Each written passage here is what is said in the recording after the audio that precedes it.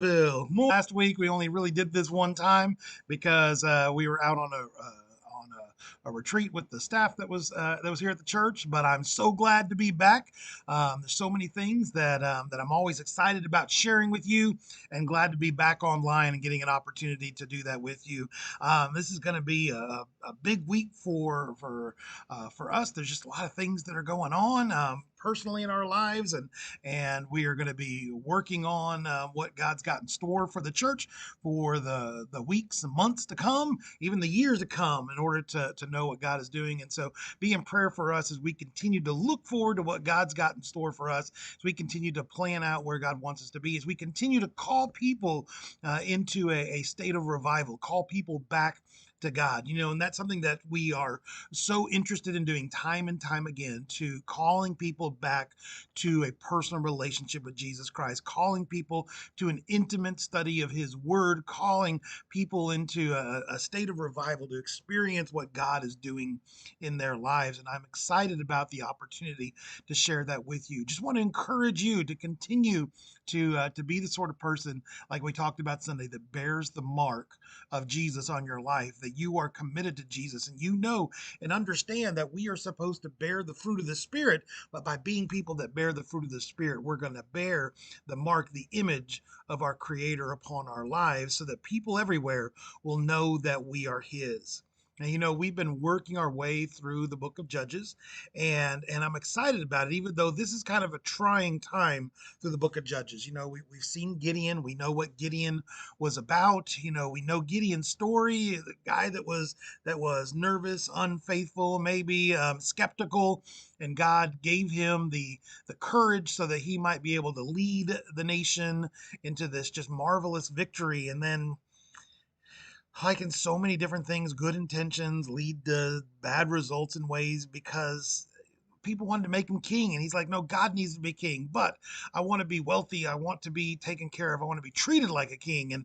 And he took multiple wives and had 70 some odd children, and some of them were more legitimate than others, and it became a mess. He made a mess of his life by not following the clear understandings of God, and it led his family and others to turn away from God. And now we begin to see the results of some of this. If you remember the last time we read out of the Judges, we read this story where basically Gideon has two kids that are left alive. He has two kids that have survived. Abimelech, who has made himself king, and he is kind of like the the illegitimate child of a servant or something like that, and it's been such a negative thing. But he became jealous and angry, and killed all of his other brothers and stepbrothers, half brothers, except for one named Jotham. And Jotham basically had a prophecy, and he prophesied about all these trees that were given the opportunity to lead the forest. And each of the trees said, no, no, no, I don't need to lead the forest, I don't want to lead the forest. I just want to do the thing that I was created to do. And then they came to the thorn bush, and the thorn bush is like, I'll lead you, because the thorn bush didn't have something to produce, something positive to give. The thorn bush wanted to squeeze things out, wanted to tear things down. And um, and so I want to look. I know we did this verse last week, but I wanted us to see this verse in Judges chapter 9, in verse 15. I tried highlighting it earlier, and I don't know, the highlighting function wasn't working, so we'll do it this way. It says, "The thorn bush said to the trees, 'If you really want to anoint me your king over you, come and take refuge in my shade.' What shade does a short thorn bush give? But if not, then let fire come out of the thorn bush and consume the cedars of Lebanon." And so, they have this call, um, to the trees, and the trees all understand that God created them for a purpose, and they should do that. And their purpose wasn't to rule over other people. But the thorn bush said, you need to come underneath me. A thorn bush, come underneath me. Be subjugated to me. Be pressed down by my thorns and my pains. Come underneath me. And if you don't come underneath me, we're going to consume you with fire. And I mean, such a woeful thing to think that people, there that had the opportunity to see the wonders of God, would give up the wonders of God for what were clearly false promises and bad promises given by the thorn bush. And we live in that world today as well. We live in a world today where politicians and other people try their worst in order to split the people of God, to convince the people of God that our number one priority needs to be a political priority. Our number one priority needs to be our commitment to some government agency or something. And we live in a really weird time that that's something that we accept as norm, and that's not good. That's not right. If we are people of God, we should be like the other trees, the olive tree, these mighty trees, the fig trees and things like that, and say, God created me for a reason, and it's a spiritual reason. It's a reason in the kingdom of God. It's a purpose in order to produce fruit and see revival in the land and to call people to Jesus. And all that other stuff is not nearly as important as what God has called me to do. And I believe when we see revival in our country, that's the only time we're going to see the healing of the rifts and the divides that we see in our country, because there's not a profit in the healing of the rifts and divides for those that would look after political power. There's a profit in division because people will throw more and more and more out in order to get the pendulum to swing to their point of view, to their sides, the thing that they love. And as people of God, we have to understand that the only solution to that is bringing people to Jesus, bringing people to God, and making that priority. So let's read our passage for today. So our passage for today is out of Judges chapter 9, beginning in verse 21. It says, Then Jotham fled, escaping to Beer, and he lived there because he was afraid of his brother Abimelech. I mean, for good reason. Abimelech killed his other 70 brothers. And after Abimelech had governed Israel for 3 years, just 3 years, God stirred up animosity between Abimelech and the citizens of Shechem. So Shechem is where Abimelech's mom was from. That was kind of the group that Abimelech got to form the mobs in order to kind of be his little army to take people over, and Shechem. So animosity grew up between Abimelech and the citizens of Shechem, so that they acted treacherously against Abimelech. And God did this in order that the crime against Jerubbaal's 70 sons, the shedding of their blood, might be avenged on their brother Abimelech and on the citizens of Shechem who had helped him murder his brothers. In opposition to him, these citizens of Shechem met men on the hilltops to ambush and rob everyone who passed by. And this was reported to Abimelech. Now Gaal, son of Ebed, moved with his clan into Shechem, and its citizens put their confidence in him. And after they had gone out into the fields and gathered the grapes and trodden them, they held a festival in the temple of their God. And while they were eating and drinking, they cursed Abimelech. Then Gaal, the son of Ebed, said, Who is Abimelech, and why should we Shechemites be subject to him? Isn't he Jerubbaal's son, and isn't Zebul his deputy? Serve the family of Hamor, Shechem's father. Why should we serve Abimelech? If only this people were under my command, then I would get rid of him. I would say to Abimelech, Call out your whole army. And when Zebul, the governor of the city, heard what Gaal's son of Ebed said, he was very angry. And under cover he sent messengers to Abimelech, saying, Gaal, son of Ebed, and his clan have come to Shechem and are stirring up the city against you. Now then, during the night, you and your men should come and lie in wait in the fields, and in the morning at sunrise advance against the city. When Gaal and his men come out against you, seize the opportunity to attack them. So Abimelech and all his troops set out by night and took up concealed positions near Shechem in 4 companies. Now Gaal, son of Ebed, had gone out and was standing at the entrance of the city gate, just as Abimelech and his troops came out from their hiding place. When Gaal saw them, he said to Zebul, Look, people are coming down from the tops of the mountains. And Zebul replied, You mistake the shadows of the mountains for men.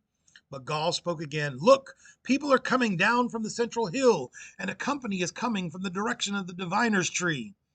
Then Zebul said to him, Where is your big talk now, you who said, Who is Abimelech that we should subject to him? Aren't these the men you ridiculed? Go out and fight them. So Gaul led out the citizens of Shechem and fought Abimelech, and Abimelech chased him all the way to the entrance of the gate, and many were killed as they fled. Then Abimelech stayed at Armuah, and Zebul drove Gaul and his clan out of Shechem. The next day, the people of Shechem went out to the fields, and this was reported to Abimelech. So he took his men, divided them into three companies, and set an ambush in the fields. When he saw the people coming out of the city, he rose to attack them. Abimelech and the companies with him rushed forward to a position at the entrance of the city gates. The two companies attacked those in the fields and struck them down. And all that day Abimelech pressed his attack against the city until he had captured it and killed its people. Then he destroyed the city and scattered salt all over it.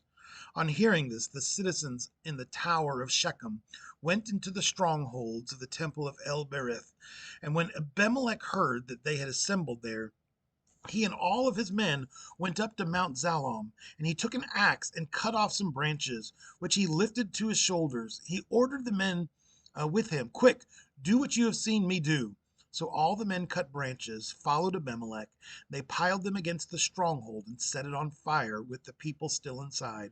So all the people in the tower of Shechem, about 1,000 men and women, also died. Next, Abimelech went to Thebes and besieged it and captured it. And inside the city, however, was a strong tower, which all the men and women of the city, all the people of the city had fled. They had locked themselves in and climbed up onto the roof tower. And Abimelech went to the tower and attacked it. But as he approached the entrance of the tower to set it on fire, a woman dropped an upper millstone on his head and cracked his skull. Hurriedly he called to his armor bearer, "Draw your sword and kill me, so that they can't say a woman killed me." So his servant ran him through, and he died. And when the Israelites saw that Abimelech was dead, they went home. Thus God repaid the wickedness that Abimelech had done to his father by murdering his 70 brothers. God also made the people of Shechem pay for all their wickedness. The curse of Jotham, son of Jerubbaal, came on them. All right. I mean, that's a pretty harrowing story when you look at it. And ultimately, that curse that, you're going to either live under my thorns or you're going to burn with my thorns. And you saw that Abimelech actually did those things. He burned the people of Shechem in their towers, and then once he had done that, Abimelech was then taken out by the hand of God. God had a lady throw a rock down on him, and it crushed him. And he begged for his servant to kill him, so that people wouldn't say that he was killed by a woman. And we've already seen in these passages before how disgraceful it is, for a woman to be the one that takes you out. How much more disgraceful is it that a woman takes you out, and then you have to ask somebody to help you commit suicide because you don't want to be taken out by a woman? There's no weaker man than a person that is like Abimelech, that is all talk, that is all evil, that is all cruel and mean, and is all about himself. And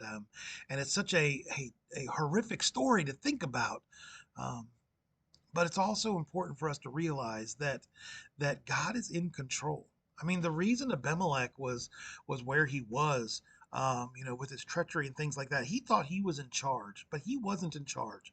God was still in control. God had plans. God knew what he wanted to have accomplished, and he tells that story to Jotham, the idea of these trees, that God wanted to rule his people, but the people with evil intent in their hearts want to rule. And we're going to see that becomes a theme, and that's eventually how the people get Saul as their king, because they so desperately want man to be in charge of their country rather than God. And all that's going to do is lead them into more trouble and more trouble. I want you to think about us. Who do you want to be in charge of your life? Do you want God, or do you want man? Man is doing an awful job.